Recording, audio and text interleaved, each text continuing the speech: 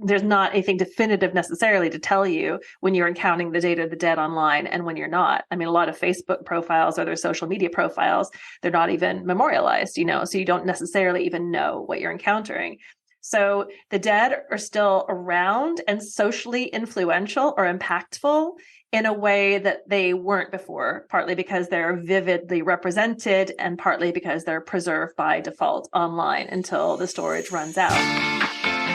This is Meredith for Real, the Curious Introvert, and I'm Meredith. I explore the questions people think but don't ask out loud, either because they're taboo or thanks to cultural hypnosis. My mission, and yours if you choose to accept it, is to inspire curiosity by exploring the nuance and paradox of our world. Each episode is different, so bring your ADD and your earbuds and have a look around.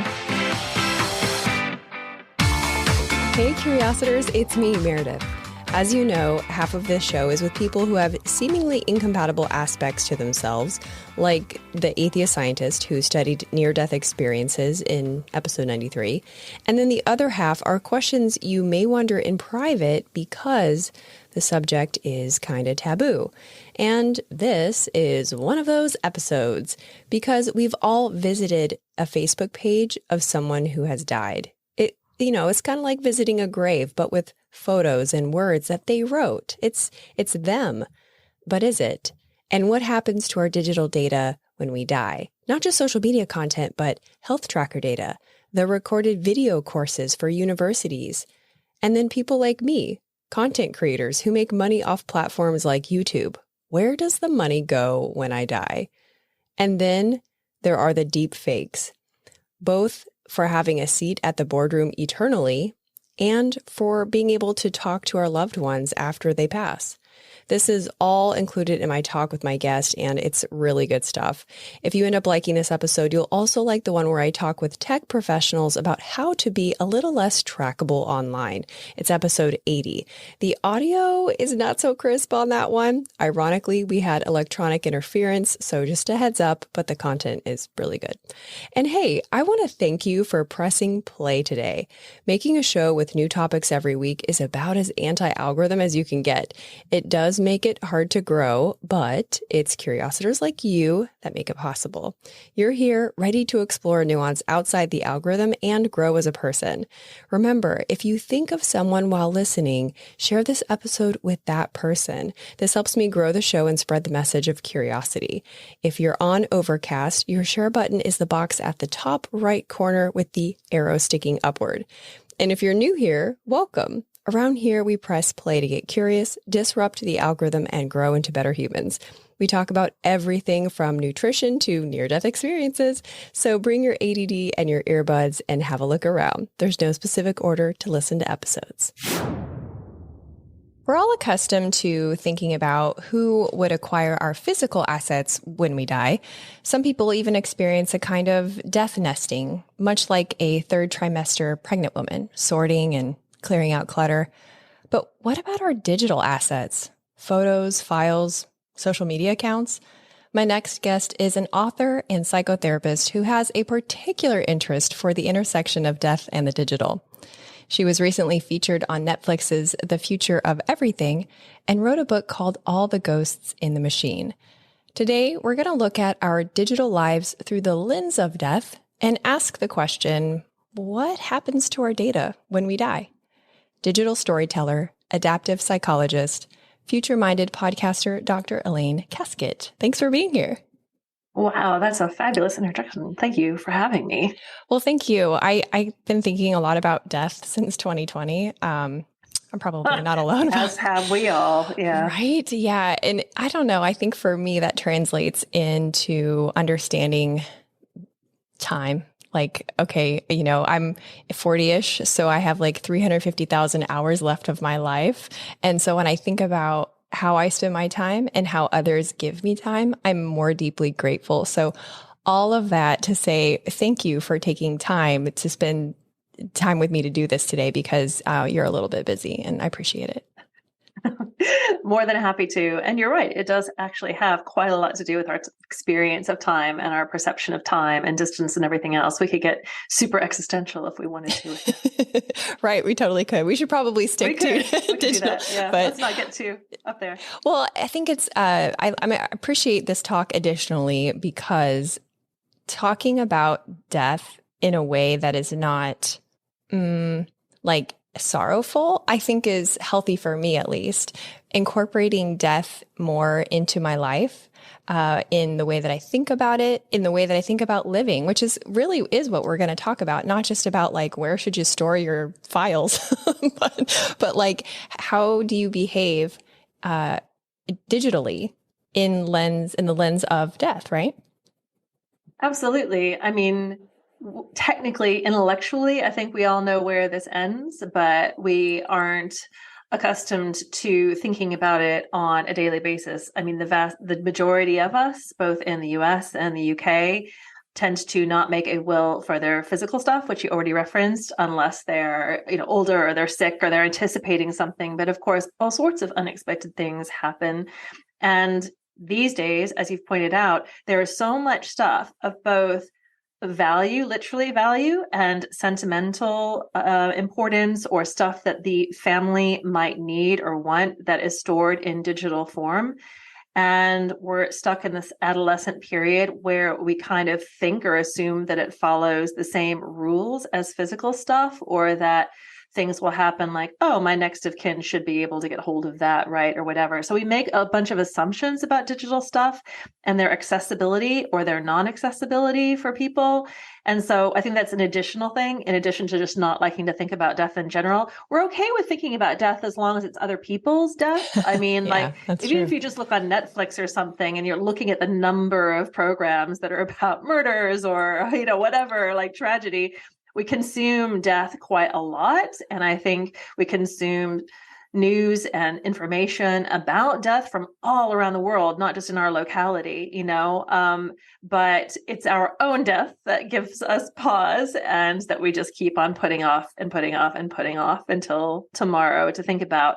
But what that's increasingly meaning is that we leave quite, our phone looks tidy, our laptop looks tidy, everything looks nice and clean and tidy. But in terms of the information about our lives, it's kind of a mess. I think that online, we're all digital hoarders. So even if our office looks neat, like it's a mess on here. Or at least maybe I'm just speaking for me, but I think it's a lot of us, because the information gets stored so automatically. And there's so much information that's stored ambiently as well. Like, when was the last time you went through and cleared out the thousands of back emails from like a Hotmail account or whatever you use for shopping or whatever? It's just like, I don't do it. Who's got that kind of time? It's like, who's got the time to read terms and conditions? Who's got the time to jettison information that we don't need or isn't relevant anymore? Hardly any of us do. Yeah, well, it's so much easier just to buy more storage. And honestly, that's what the companies want. Like Google, I think they like when I run out of storage, because they're like, ooh, she's a digital creator. let's give her the 5 terabyte plan, That's right. We've got a very special package for, but if we think about the global storage sphere, the global storage sphere is a subset of the global data sphere. And, it only has so much capacity. And so we store so much information by default. Some of it really unimportant, or just not relevant anymore. But we're creating this situation where instead of talking about how we can lessen the amount of data about our lives and about ourselves that we store ad infinitum, we're always looking for ways of storing more, and devices or storage plans that allow us to store more. And now you're seeing a lot of talk about how can we use artificial intelligence to recreate someone who's died so that some aspect of their humanity can continue, or that a CEO can leave him or herself behind so that they can still consult, the company or whatever. And I'm just thinking, wow, this is an awful lot of power, a lot of data, a lot of electricity, a lot of energy that we're talking about to solve for problems that we never really thought of as problems in the same way before. So we're using technology when it comes to death to solve for all sorts of things like grief and mortality. that I'm not quite sure how we came to think of those things as problems. It's just Yeah. part of the And human I don't know. I condition. think solve is in air quotes. I feel like we're running downhill with enthusiasm. You know, when a kid like runs downhill and they're so excited because they're going so fast. And just before the moment of panic, I feel like we are just before the moment of panic in everything that you just said. And so let's actually start with the deep fake stuff, because I'm curious about how we mourn now versus how we may potentially mourn if we make permanent our loved ones. Because not only is there a sense of closure with mourning, there's usually some romanticism involved, right? The mean uncle becomes quirky. The racist grandpa did as good as he could for his time, but if we make people digitally permanent with some sort of, algorithm AI that says what they would have said in life, yet society goes on, not only would that intelligence become diminished in our more modern eyes centuries down the road, but from a social standpoint, they would get canceled. So, how would we, how do you, because this is like kind of right at your intersection of like real life thinking versus digital thinking. What do you think about mourning rituals and digital? Yeah, there's literally so much to say about that. And this is the characteristic of this territory, is that for any one question, you can go off in about 10 different directions, Right. but I will try to rein it in. And I think the first thing that is really important to say is that before the miracles of modern technology and the internet, the grief myths that we'd held for a really long time, like things like the stages of grief that a lot of us are familiar with. If you start tapping grief into a search engine, your search engine will go stages of, 5 stages up, 7 stages up. It'll give you all sorts of phase models. It'll give you an idea that there is the grief process that unfolds in a particular way, and that there are normal ways of grieving and not normal ways of grieving. And, there'll be language like moving on or closure and things like that. And scholarship had just started, at least in academic circles, really debunking this, and the news was starting to get out. And now it kind of feels like these grief myths really have been given a new lease of life on the internet that is always feeding people ideas about the stages of grief and maintaining those. So grief is so individual. It's so idiosyncratic. Every bereavement you have is as individual as the relationship that you had with that person. 5 people could lose the same person and they will all have a different kind of experience, a different kind of process, because they had a unique relationship with them. And so we have, there are different trajectories of grief. And most of us are resilient grievers and sort of do okay over time. But on that trajectory, we all have different ups and downs and cycles and waves and everything like that. So I think that the experience of grieving was always extremely variable, spectacularly variable, number one. Number two, we have always used the technology of the day as a means of trying to stay connected in some kind of way with people who went before. So if we just even talk about the Industrial Revolution and post-industrial revolution, the reason that there was tapping on the tables with seances back in the 19th century is because the communication technology of the day was the telegraph, which communicated by tapping. As soon as photography got popular, they're like, oh, let's set up these photography studios with like spook pictures, and your dear departed will materialize behind you and all this kind of stuff. And then, television and poltergeist, and there's communicating through, and so every single technology we have, we thought, oh gosh, like it's a human desire to stay connected to a sense of who went before, the actual personalities who went before. There are a lot of people in the world, and if you kind of feel connected, to your ancestors, for example, it gives you a sense of like particularity amongst the sea of people. And so the internet is, and all the digital devices and storage devices that we have, in a way it's the same thing, and in a way it's different, because the dead kind of live in the tech already. It's kind of, Oh, yeah. the ether is like, you think about the word ethereal, right? The spirits of the people we lose now, because so much data is stored by default, and because of its way of like popping up at various points and also synthesizing with the data of the living, the dead are really in the ether that surrounds us. I mean, almost every time you go online, whether you know it or not, even if you're just looking up a blog or like looking at some information or looking at a review on TripAdvisor, you could be being influenced by somebody who's not here anymore. You don't know. There's not anything definitive necessarily to tell you when you're encountering the data of the dead online and when you're not. I mean, a lot of Facebook profiles or their social media profiles, they're not even memorialized, so you don't necessarily even know what you're encountering. So the dead are still around and socially influential or impactful in a way that they weren't before, partly because they're vividly represented and partly because they're preserved by default online until the storage runs out. So all of that is to say that the mourning process is super individual, and some people have maintained an active relationship with the digital traces, or an active interaction almost with the digital traces of the dead online.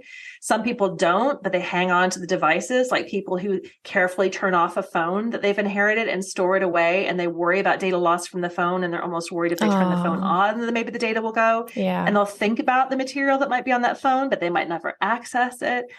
Some people want to have access. Some people don't.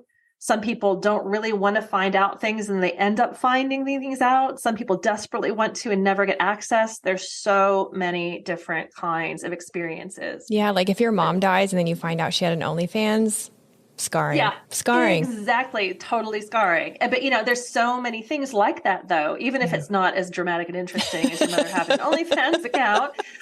There's all sorts of other stuff. Yeah. But then we're just talking here about the kind of encountering of the kind of passive dead, right? Where you're like, oh, okay, I found this material, or I'm seeing this material, or processing this material.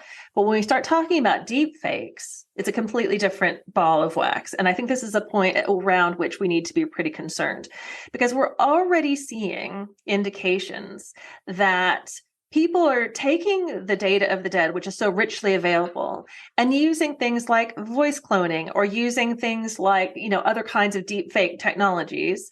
You can exact revenge porn upon the dead, right? You can use somebody's voice clone to speak a confession of a murder that you did yourself. And exactly. You're like, oh, I found this recording, using, Descript's voice clone tool or whatever. This is what my daughter did when she got hold of my voice clone that I made on Descript, which all it involved was reading 30 minutes of text, which I think was from like Attenborough's Blue Planet or something. And then she started typing up these like deathbed confessions. And she said, I'm going to play these at your funeral, like all these terrible things you did. I was like, oh, you're twisted. But if you listen to it, you're like, oh, it sounds a little bit off.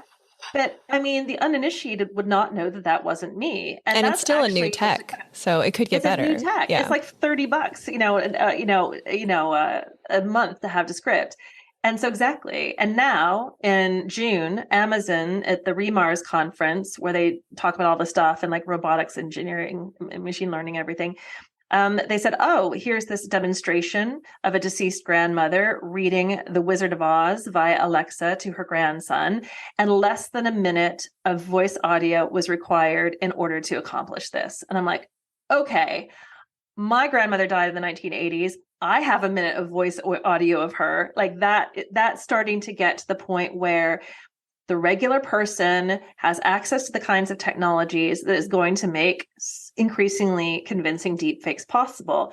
And right now, we don't have the regulation necessary to sort of say, okay, we need to find some way of digitally watermarking things, because we're getting to the point where how are we going to be able to tell what actually happened under the authorship of that person and what didn't, or whether that person's being impersonated for nefarious purposes in the dangerous window of time between when they die and before their family can get their head around the digital portion of the estate. That feels like a really vulnerable time right now in this unregulated space. Very vulnerable. Yeah. The documentary about the late restaurateur chef, travel documentarian Anthony Bourdain, Roadrunner, the director of that film, made an audio clone of him and speaking several lines for the film. And initially, when he was interviewed by The New Yorker, he acknowledged it and he defended the decision and said, well, I'm not even going to tell you which lines were spoken for the voice clone. Well, that's not okay.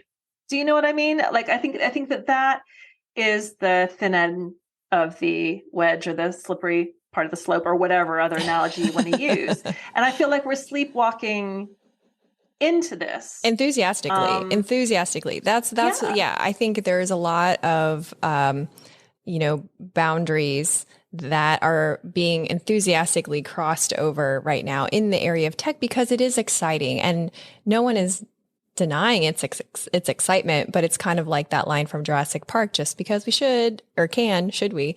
And the average person thinking about this is thinking, oh, what do I care? Maybe. I don't know what they're thinking, but let's just say that they're thinking that. What do I care? I'm not a public person.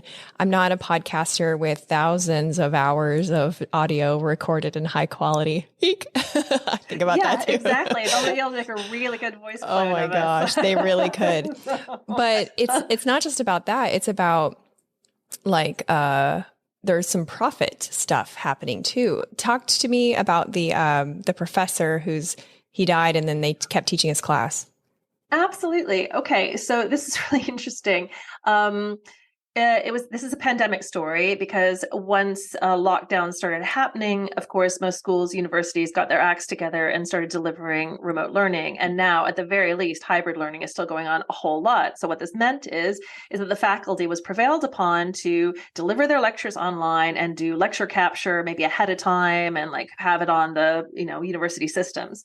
And most academics sign contracts that essentially say, whatever lecture materials I produce while I'm in the employ of this institution, that's yours. And if you leave your job, of course, you could replicate the lecture if you wanted to, but your stuff stays there. And so you always know that maybe people that come after can cannibalize that or whatever, but fine, that's how that cookie crumbles. However, this art history student was taking a course in the art history of Canada from the most eminent, preeminent scholar in Canada about this. And it was a really lovely professor. And he was watching these pre-recorded lectures. And at a certain point in the term, emailed the professor to ask him a question, didn't get an answer, did a little bit of digging around and found out that the guy had died in 2019. He found his obituary. And I did a little bit of digging around, and there was actually a statement by, I think, some sort of the faculty body or whatever that said, the students were not informed of the death of this person who was delivering the module. Now, I'm an academic, and I used to be in a leadership position at the university where I worked, where I was in charge of resourcing my courses. It was not always easy. Sometimes it was hard to find the lectures that you needed and they wanted too much money or whatever. I'm just thinking, wow. So around the table, are people going to be going, well, we have all this amazing lectures. Why do we have to pay a currently hired and living person when we could just roll out the lectures of this really eminent scholar who happens to be dead, but has all this incredible lecture material? And what happens when you feed AI into that and make it so that you can ask questions and the whole fund of knowledge that you feed in the books, feed in all the lectures, feed in all the lecture notes, feed in all the journals, feed in all the research that he did or she did. And then, you could create a phenomenon that was also in the news recently, the story file thing, where a woman gave her own spoke at her own funeral and answered questions with this pre-prepared thing that she'd done via story file. Well, you could do that with an academic. And that can be true for all sorts of things. There was a group at MIT at the moment that's looking at this kind of, recreating someone and keeping them going via, machine learning on all their material. And they were saying this will be great for CEOs who wish to continue to consult. So people can say, oh, Robert, should we hire, should we make a merger with this company? He says, no, I don't trust their leadership. And maybe those CEOs were just total control freaks and it really appeals to them. Maybe students would really value these amazing people teach them. However, it has a stifling effect on evolution, I think, of whether it's business, whether it's knowledge, whether it's culture. You could argue that would we have the Star Wars franchise still around and going strong if it weren't for the internet? It came out in 1977 or something. Isn't that extraordinary that franchise is still going? And I'm just thinking, that all that sort of thing think about how Marilyn Monroe is lionized and on the internet and how that presence, the continuing fascination. Again, I feel like a big part of the engine of that is the internet, and in the way that our digital environment is set up, and certain things that might have otherwise died a death, given way to other things, evolved, stick around in a way that kind of, in some ways, gums up the works. And then other things, in terms of the deep fake question, you're like, well, if we can take the data of the dead and we can puppeteer the dead to say whatever we want, or we could change things, or we could do things with them, then how do we work out who that person really was? Let's pause for a quick minute to show appreciation to our sponsors. When we come back, you'll hear how long before there are more profiles of dead than living on Facebook, and a compelling reason to not share anything about your kids online. If you ever wonder where I find guests for the show, the answer is it varies a lot. And since it's something that gets asked a lot, I started including the backstory of each episode in my Monday emails. And then on Saturday, I share cliff notes and clickable links in case what you heard was so good you wish you could have taken notes. If you want to be included, text REAL to 66866 if you're in the US, or go to meredithforreal.com if you're elsewhere. If you're listening north of the state of Georgia, mosquitoes are not top of mind right now. But if you're in the Florida Panhandle or Gulf Coast of Alabama, you're already dusting off your grill and citronella candles. Make life easy for future you and get your property scheduled for a mosquito treatment with Insect. I've been using them since 2019 and they continue to impress me. They guarantee their work and pollinators are always top of mind. Check them out at ensec.net. If you watch the show on YouTube, then you see the beautiful backdrop of Trader John's, the exhibit where I record the show inside the Pensacola Museum of History. This is just one museum under the umbrella of the UWF Historic Trust. If you're planning a trip to Pensacola and need an indoor activity option, pick up a ticket. It's good for a whole week. Get your tickets in person so you can show the agent one of my emails and get $2 off an adult ticket. Now back to the show. Remember to stay till the end where I give you a sneak peek of next week's episode. Who's creating the representation of this person? It's like the debate about bias and algorithms, and yes. It's like, okay, so we're still at a point where somebody just doesn't keep on going interrupted. They're kind of curated or crafted to a particular purpose. To whose purpose? To what purpose? For what? Why? Well, what why problems are we solving for? I don't know that anyone is, or anyone that we're aware of anyway, is stopping to ask the why question. And as they say, nothing is permanent except for what is on the internet, right? And so that is a good consideration to have top of mind when we think about how we interact online. And I want to circle back to content creators and money and like paid content in a second. So we'll put a little pin in that. But when it comes, and there are some other things and thoughts that I had in terms of monetization. I mean, who got the money from that? Did that man get the estate? Did the man's estate get that? Yeah, exactly. When I die, who gets my Google AdSense money? Do I pay someone to keep my my podcast platform? I use Buzzsprout too. I think you do too. Yeah. Like, do I that monthly fee, do I make sure that that's like in a trust? Like that's kind of, it feels over the top, but these are the questions and considerations that I think each of us, it would be beneficial if we ask. And not just that, not just those more housekeeping type things, but also how we live right now. Like how many accounts on social media are of deceased people? Oh gosh. Well, obviously social media cuts a pretty broad swathe, sure. But the people at Oxford Internet Institute who did the David Watson and Carl Oman calculated using actual data from Facebook what the tipping point would be at Facebook alone if it kept on growing at the rate that it's growing, which it is because the developing world, it still continues to grow, Facebook.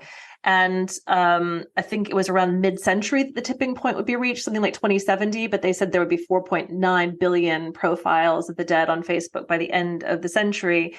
And it would have been more dead than alive a long time ago, which would have fundamentally changed the economics of the platform.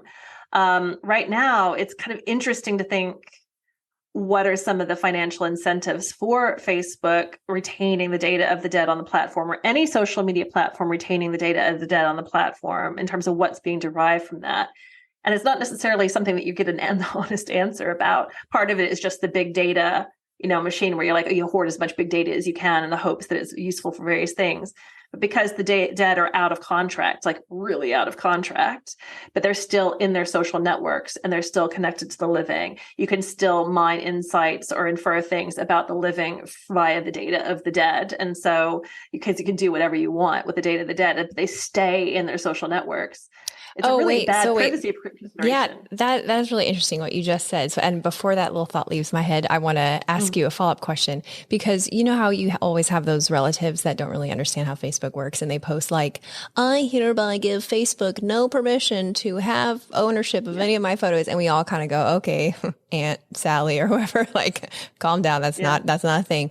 But what you just said made me think, wait a minute, that would be a thing when you die, because that data belongs to the social media places, the social media companies, and then they could infer interest or create ads based on the people tagged in those photos and the interactions and so on and so forth.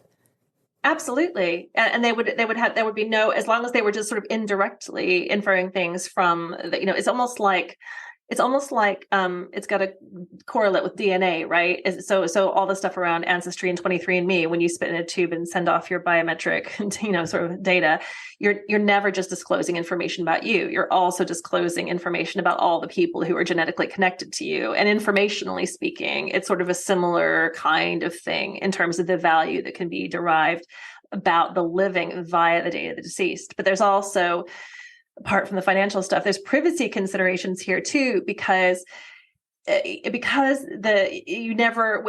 almost never access a deceased person's device or accounts without also accessing the information of loads of other living people who have their own expectations of privacy from whatever platforms they're using. So one example is in June of, time is funny. I can't remember what it was last June, the June before, when Apple announced the first kind of device level legacy contact. So for iOS like 15.3 and higher on Apple, so you can nominate a legacy contact, somebody else with an Apple ID who can get into your phone, your devices, and access various things after you die.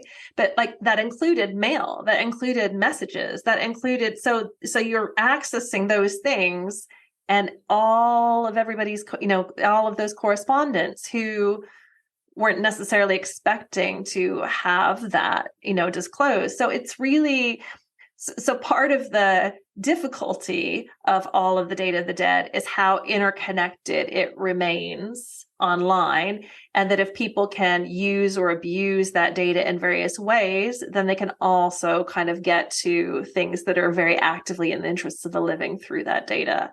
So that's one of the really, really difficult nuts to crack with this. I never thought of it as related to when you spit in a thing and send off your DNA, and how that, first of all, I would have never done that, because I'm like, hello, there's no laws protecting us.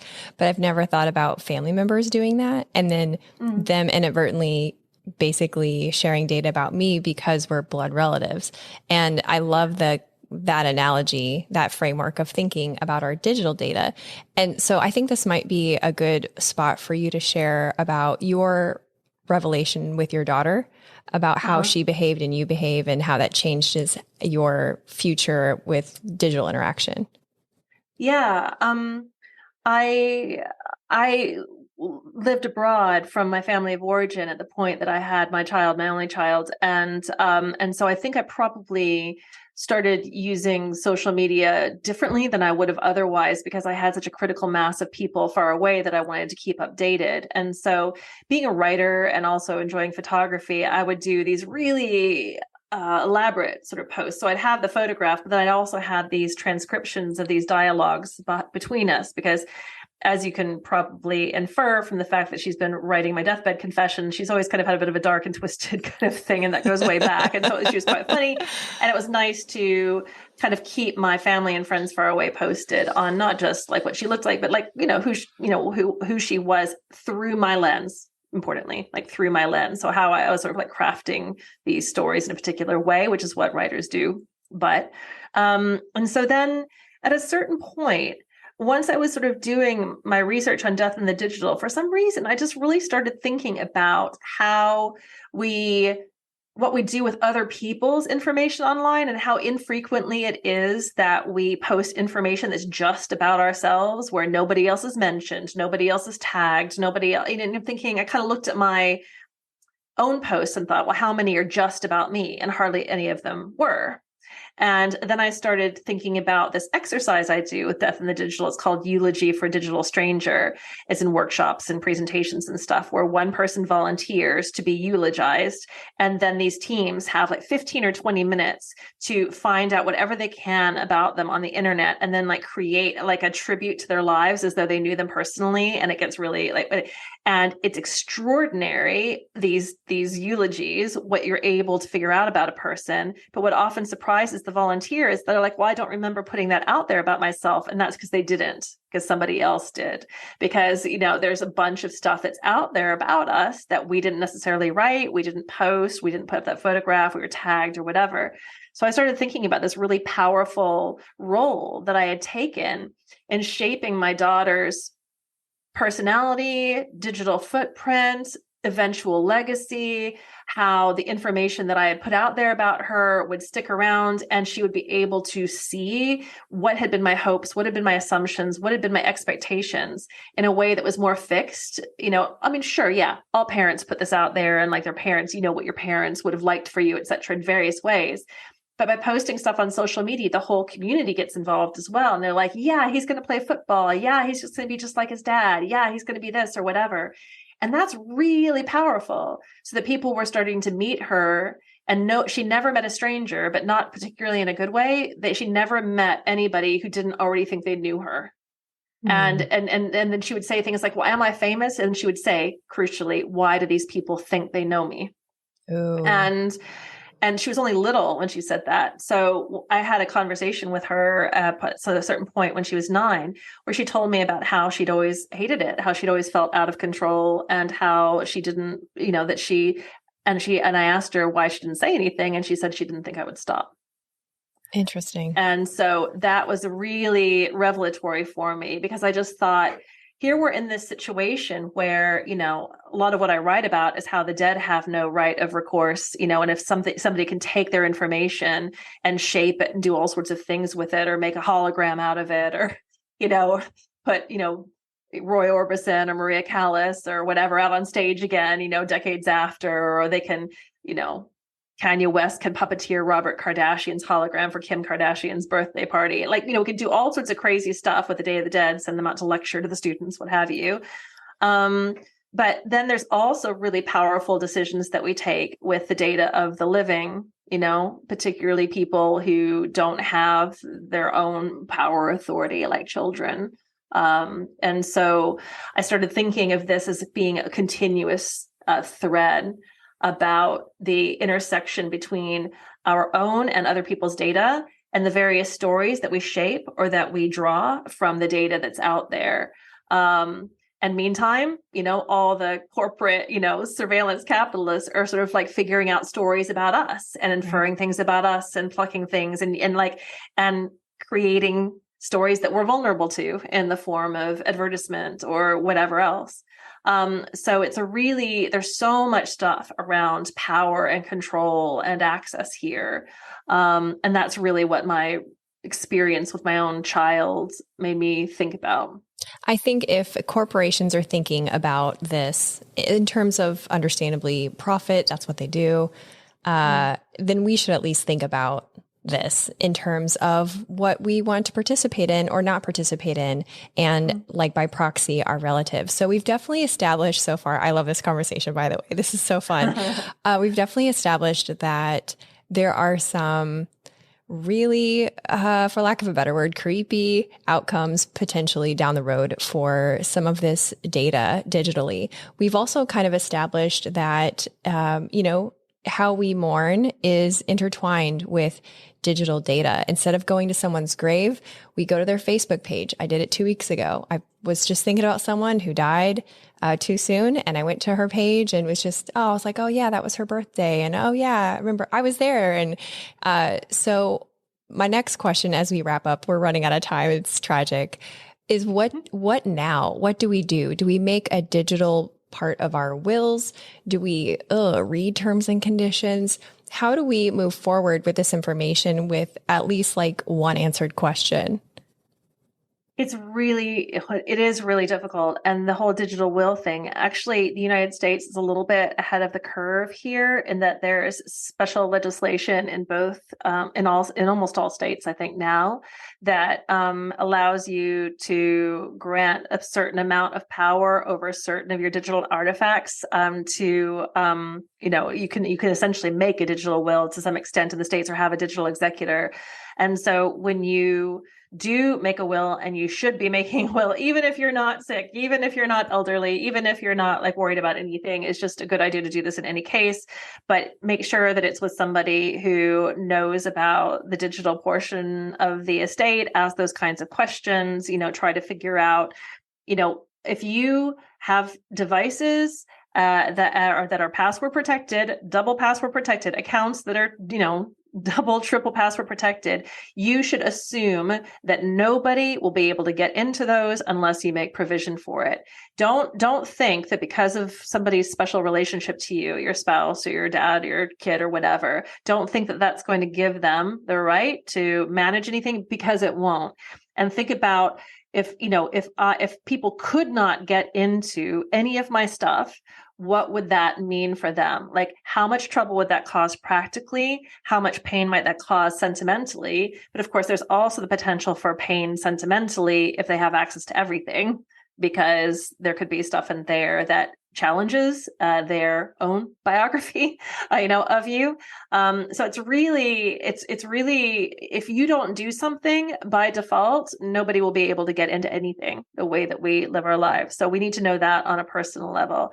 But on a larger level, we've got to get this sorted out from a legal and regulatory perspective, because right now what happens to our data and when we die is pretty much determined by the market, not by anybody with, kind of like greater interests at heart or privacy interests at heart or it's being determined by the huge corporations that own and control and manage our data when we're alive and control us in some ways even more after we're dead, because they're the gatekeepers. They're making up the rules.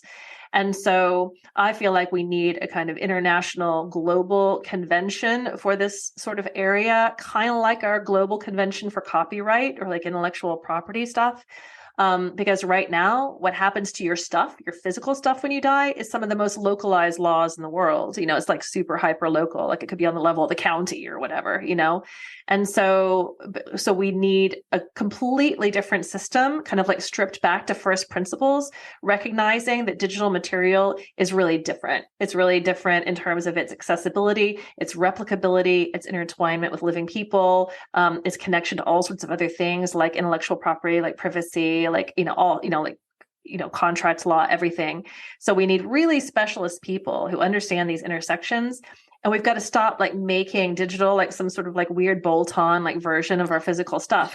It's too different. It's just too different. We've got to like strip it back and think again. So I'm hoping with the upcoming generations of people who've been living digital for their whole lives, who understand these kinds of things, perhaps more instinctively, we'll start moving the needle a little bit on some of those big picture issues. But in the meantime, on an individual level, always assess, do not assume, and really think about whenever you're planning for your future and your and whatever lies beyond your future, you're not future anymore. You've got to include the digital in it, because there's more to think about than you think. Absolutely. Thank you so much. And for anybody listening, check out her book, All the Ghosts in the Machine, available on Amazon.